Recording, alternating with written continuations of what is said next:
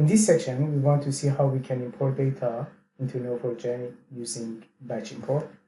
To do so, we can follow the instruction in this page. I copied and pasted the code to JupyterLab. This code is based on a sample of the BPIC 2016. If you download the real-life files, you can remove this sample 1000 and do that on the real-life file. I'm going to do that to see how fast the import will be. So we execute these lines of code. Note that it takes a little time for Python to load these log files because it's around 1 gigabyte. And also it takes a little time for Transformer to convert them to appropriate format.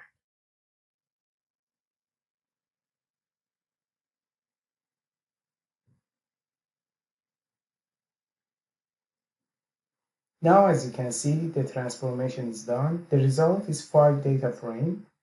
4 of them are for nodes, including log, trace, events, and attributes, and 1 of them is storing information for relations.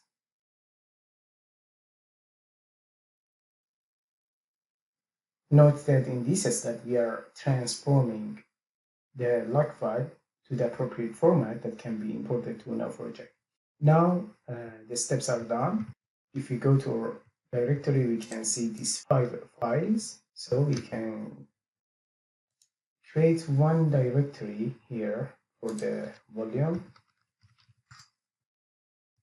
And I'm going to cut these files and paste it in a directory called import, because we want to import them.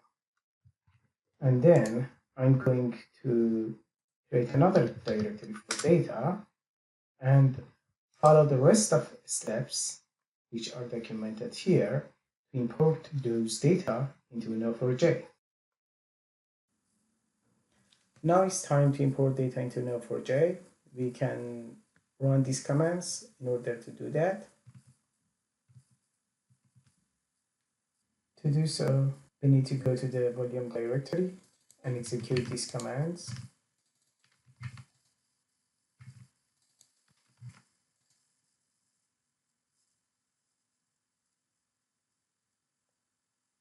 As you can see, neo4j starts to import the data.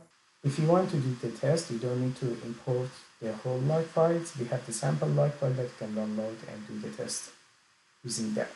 But for demonstration purpose, I only show you how the batch import works and how quick is it. So the import is done.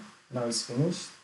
As you can see, we imported 13 million nodes and 30 million relationships plus many properties. So, and the whole import took 1 minute and 52 seconds. Now we need to remove the container. Note that we used volume, so the database will not be deleted. Now we can run the neo4j using this command. The 1234 is the password that is set to neo4j. You can change it to whatever you like. Now it's started.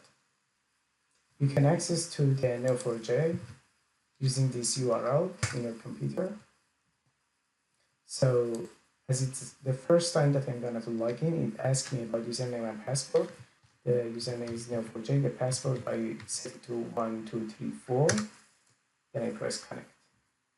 If I want to see how many nodes I have, I can easily say match A, return count A, and we can see the number of nodes that get imported.